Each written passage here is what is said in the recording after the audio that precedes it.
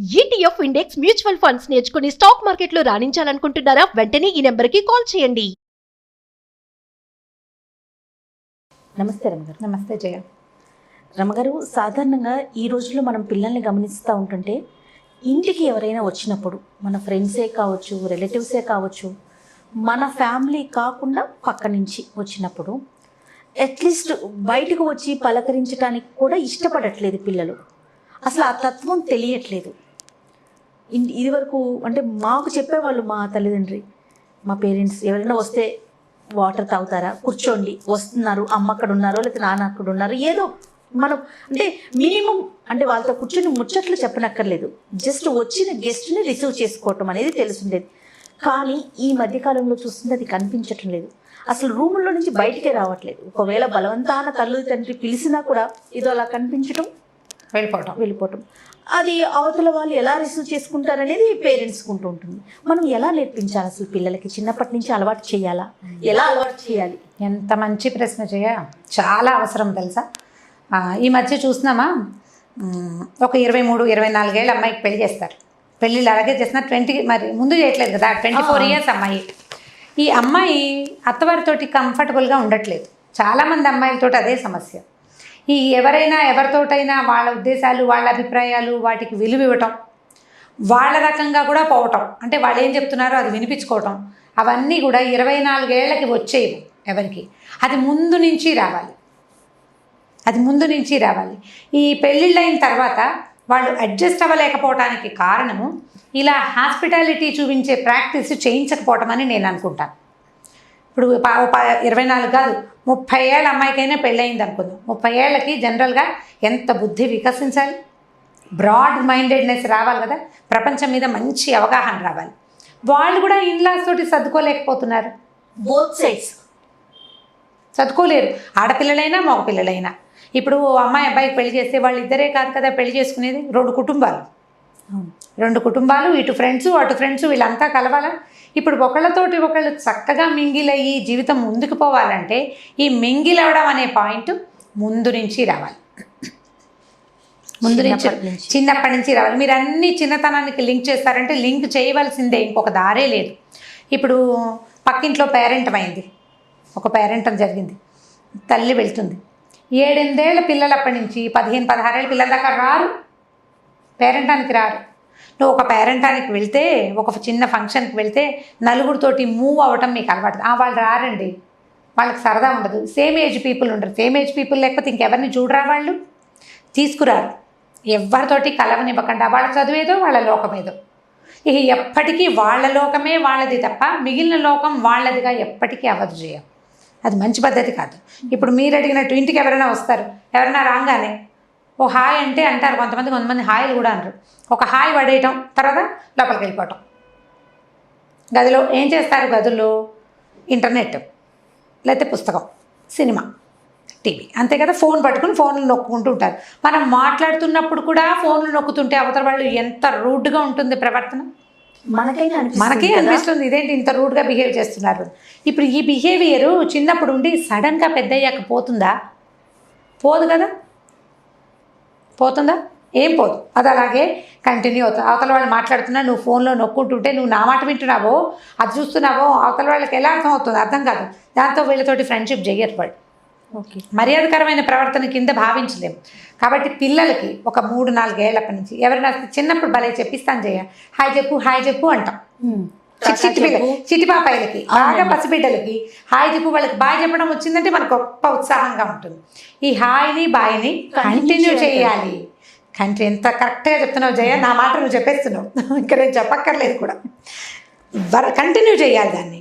2 ఏళ్ళు 3 ఏళ్ళు ఎవరింటికో బర్త్డే పార్టీకి వెళ్తాం, హాయ్ చెప్పించడం, హలో చెప్పించడం, షేక్ హ్యాండ్ ఇవ్వటం నేర్పించాలి.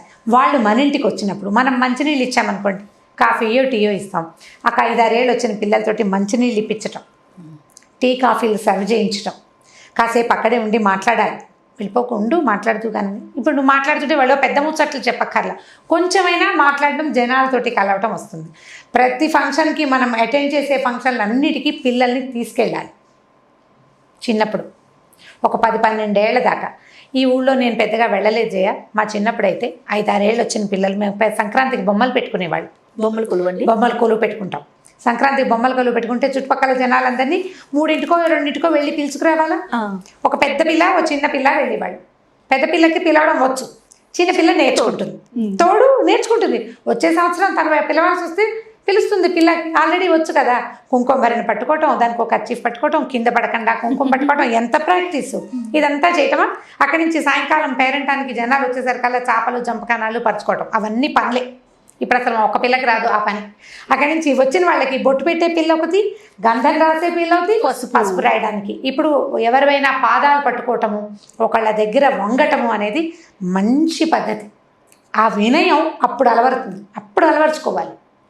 పసుపు రాయటం ఒక ప్రత్యేకమైన ప్రోగ్రాము. కాళ్ళకి పసుపు, ఇప్పుడు గిన్నెలో చేతికిచ్చి సూత్రాలకు పసుపు పెట్టించే పద్ధతి అప్పుడు ఉండేది కాదు. పసుపులు రాయాలి అందరికీ పసుపు రాయటం, అందరికీ గంధం రాయటం, అక్కడి నుంచి బొట్టు పెట్టడం, పువ్వులు ఇవ్వటం, తాంబూలాలు ఇవ్వటం, ఇదంతా పెద్ద ప్రోగ్రామా. ఈ ప్రోగ్రామ్స్ అన్నీ ఇవి మనం దాన ప్రక్రియకి ప్రత్యామ్నాయంగా చెప్పుకుంటాం, కానీ నిజానికి అది కాదు. ఒక సోషల్ అటాచ్మెంట్ కోసం, ఒకరికొకరు కలవడం కోసం ఒక సోషల్ అటాచ్మెంట్. తర్వాత రెండోది ఏంటంటే ఈ బొట్టు, గంధము, పసుపు ఇచ్చేటప్పుడు వ్యక్తులతోటి ఇంటరాక్ట్ అవ్వటం. పాదాలకు పసుపు రాయాలంటే గొంతు కూర్చోవాలి, కింద కూర్చోవాలి, పాదం పట్టుకోవాలి, ఎవరిదైనా కాళ్ళు పట్టుకోవటం, ఒకరి దగ్గర వంగటం ప్రాక్టీస్ అవుతుంది. ఎన్నేళ్ళు రాసామో జయ అట్లా పసుపులు మేము ఏళ్ల తరబడి రాసాం. ఎవరి దగ్గరైనా వినయం అవలంబించద్దా మనం? ఆ వినయం అవలంబించేందుకు ప్రాథమిక సూత్రం పసుపు రాయటమే. చాలా మంచి పద్ధతి. అంటే ఇప్పుడు మీ ఇంట్లో ఉంది, అందరి ఇళ్లలో ఉంటుందా అంటే ఇలా కాకపోతే ఇంకోలా ఉంటుంది. ఏవో పూజలు చేస్తారు, నోములు అంటారు, వ్రతాలు అంటారు, చాలా ఇళ్లలోనే చేస్తూనే ఉంటారు. ఇక్కడ నేను కొన్ని రెడ్డి ఫ్యామిలీస్లో కూడా నేను వెళ్ళాను. ఆడపిల్లలతో వద్దులేమా పసుపు అంటే, కాదమ్మా పెద్దవాళ్ళు మీరు రాయించుకోకపోతే ఎట్లా అని రాయిస్తారు. తెలంగాణలో అయితే 2 చేతులతోటి పసుపు రాస్తారు. పాదం వెనక నుంచి పట్టుకుంటారనమాట. మీరు అబ్జర్వ్ చేయలేదా ఎప్పుడు? మీకు తెలియదు బహుశా. ఈ పాదానికి వెనక నుంచి 2 చేతులకి పసుపు ఇట్లా రాసుకుని వెనక పాదం నుంచి పట్టుకుని రాస్తారు. మేము ఒక చేతితో పసుపు రాస్తాం మా వైపు, మన దగ్గర అంతా అలా రాస్తారు. ఇక్కడ 2 చేతులతో పసుపు రాయితే గుడ్డు పిల్లలు పుడతారని చెప్పారు ఒక ఆవిడ నాకు. ఒక చేతితో రాయకూడదండి, 2 చేతులతోటి ఒక కొత్త వ్యక్తి పాదం పట్టుకోవటానికి చాలా వినయం కావాలి లోపల. దానికి యూజ్ అయ్యేవి ఈ పాతకాలం పద్ధతులు. మీరు అవన్నీ చేయొద్దు, పసుపులు రాయద్దు, బట్టలు పాడైపోతాయి, లేదా ఫ్లోరింగ్ పాడైపోతుంది. మన ఎవరింట్లోనో ఈ ఫ్లోరింగ్ తెల్లగా ఉంటుంది, ఏమంటారు దాన్ని, మార్బుల్ రంగు అంటుందండి అని చెప్పారు. నాకు దొరికారు మరి. మార్బుల్కి రంగు అంటుందంటే ఒక కాళ్ళు తుడుచుకునే పట్ట, ఒక ఫ్రెష్ పట్ట ఒకటి తీసుకుని పెట్టుకుంటే పట్ట మీద పాదాలు పెట్టించి రాయొచ్చు. పసుపు రాసినట్టు ఉంటుంది, నేలా పాడవద్దు. సలహా ఇన్స్టెంట్గా వచ్చేసింది, చెప్పేశాను అనమాట. నేను ఫాలో అయ్యారా? ఏమయ్యారో వాళ్ళు. మళ్ళీ వాళ్ళ ఇంటికి వెళ్తే కదా వచ్చే సంవత్సరం నాకు తెలిసేది. ఫ్లోరింగ్ పాడైపోతుంది అమ్మగారు, మీరు పసుపు చేతిలోకి తీసుకోండి అని అడిగితే, అమ్మ పిల్లలు ఉన్నారు పసుపు రాయించండి అంటే, ఫ్లోరింగ్ పాడైపోతుంది అనగానే నేను ఐడియా చెప్పాను, రాయించమని నా ఉద్దేశం కాదు. ఆ పూట అయితే ఫాలో చేశారు పాపం. అలాగేనని తర్వాత ఏం చేశారు, ఇవి మంచి పద్ధతులు. ఇప్పుడు ఈ పాత పద్ధతి మనం పాటించలేము. ఇప్పుడు వ్యవహారాలు మారిపోయినాయి, విధానాలు మారినాయి. మనం మర్యాదగా ఉండటం, హాస్పిటాలిటీని ప్రదర్శించడం వల్ల మనం దాన్నే తీసుకోగలుగుతాం. మనం ఒకళ్ళ ఇంటికి వెళ్ళాం, వాళ్ళ పిల్ల మంచినీళ్ళు కాఫీ టీ ఇచ్చి చక్కగా మాట్లాడి, మా అమ్మ నాన్న లేరండి కాసేపట్లో వస్తారని కూర్చోబెడితే, రెండోసారి దాన్ని మనం ఎంత ముద్దుగా చూస్తాం మన ఇంటికి వచ్చినప్పుడు, అవునా? ఇప్పుడు రెసిప్రోకల్గా జరుగుతాయి కదా. వాళ్ళని మా మమ్మీ డాడీ లేరని తలపేసింది అనుకో పిల్ల, రెండోసారి ఆ పిల్లని చూస్తే హాలో కూడా అనబుద్ధి కాదు మనకి. అది మన పిల్ల అయినా కూడా. మన పిల్లని చూస్తే అవతల వాళ్ళకి ఏంటి, మా పిల్ల యారగెంటు పొగరబోత్తనం అనిపిస్తుంది.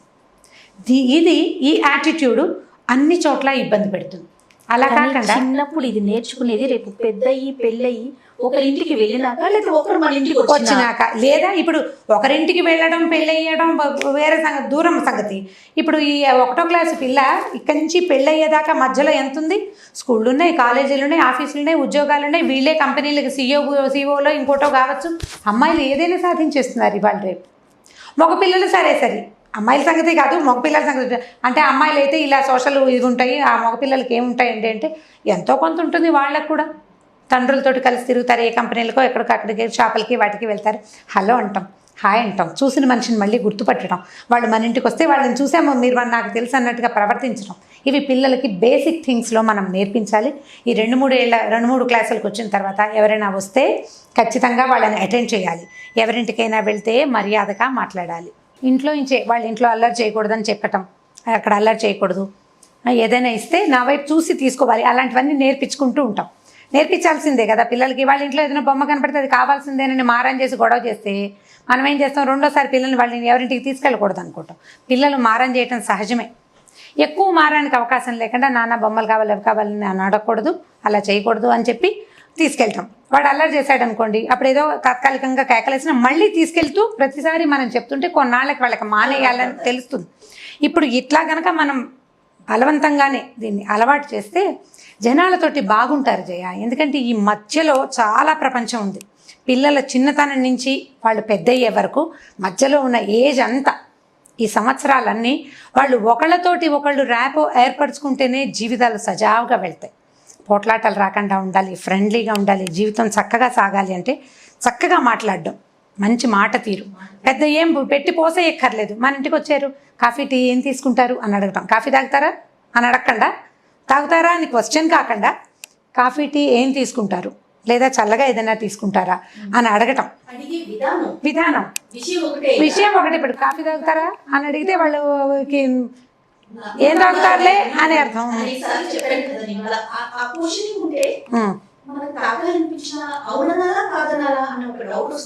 అంటే సర్కాస్టిక్ గా అడగకుండా కాఫీ టీ ఏం తీసుకుంటారు, కాఫీ టీ నిమ్మరసం ఏం తీసుకుంటారు, అలా మృదువుగా అడగటం. ఇప్పుడు ఈ మృదువైన మాట తీరు పిల్లలకి ఫ్రంట్ ఆఫీసుల్లో యూజ్ అవుతుంది జయ.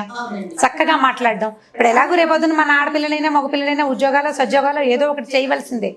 వ్యవసాయదారులు కూడా చక్కగా మాట్లాడాల్సిందే. ఎవరైనా ఎవరితోటైనా ప్రపంచంతో చక్కగా సంభాషించాలి, అంతే, ఖచ్చితంగా చేయాల్సిందే. కాబట్టి మన ఇంటికి వచ్చిన వాళ్ళతోటి చక్కగా మాట్లాడటం. పిల్లల్ని అన్ని సోషల్ ఈవెంట్స్కి మనం అటెండ్ అయ్యే చోట వాళ్ళని కూడా అటెండ్ చేస్తే, మనం వెళ్ళినప్పుడు పిల్లల్ని పంపించగలిగే పరిస్థితి ఉండాలి. మనం కొన్ని సినిమాల్లో చూసాను చూడండి, అమ్మ నాన్న వెళ్ళకపోతే పిల్లల్ని అక్కడ పంపిస్తారు, చూస్తూనే ఉన్నాం కదా. సో పిల్లాడు వెళ్ళాలంటే వాడికి అలవాటు ఉండాలి కదా. ఈ 15 ఏళ్ళు 14 ఏళ్ళు టీనేజర్స్ ఏ ఫంక్షన్లకి రామంటారు, ఎవరైనా వస్తే బయటికి రారు. టీనేజర్గానే ఉంటాడు ఆ ఎల్లకాలము, ఉండరు. 20-22 వచ్చేసరికి పెద్ద అవుతారు. వాళ్ళు అటెండ్ చేయాల్సిన జీవితం బోర్డు వచ్చేస్తుంది. అప్పుడు ఎలా వస్తాయి కొత్తగా? రావు. ఒక 10 ఫంక్షన్లలో కనీసం 5-6 పిల్లల్ని బలవంత పెట్టండి.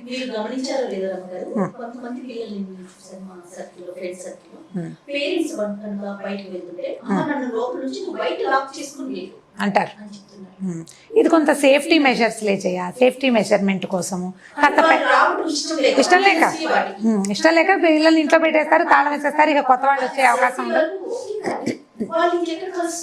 ఈ పబ్లిక్ తోటి కలిసే అవకాశం ఉండదు. ఇలా ఫంక్షన్స్కి తీసుకెళ్తే కొత్త పరిచయాలు అవుతాయి. మీకు ఫేస్బుక్ ఫ్రెండ్షిప్ల కంటే నేను దాన్ని అసలు సపోర్ట్ చేయను జయ. అంటే ఇప్పుడు మీకు అందరు బోల్డ్ మంది ఫ్రెండ్స్ అవుతున్నారు కదా రమ్మగారు అని నువ్వు అడిగితే, ఇవన్నీ బలవంతపు స్నేహాలే. ఇప్పుడు నేను పబ్లిక్ ఫిగర్ లాగా కొంత యూట్యూబ్లో కనపడుతున్నాను, నేను కనపడంగానే నాతో ఫ్రెండ్షిప్ చేయాలని పెడతారు. అది అంత మటుకే, వాళ్ళు నాకు స్నేహితులుగా ఉండలేరు. అంటే ఇదే ఇంత మటుకే. ఏదైనా సలహా మంచి మాట అడుగుతారు, ఒక మంచి మాటతోటి ముగిసిపోతుంది.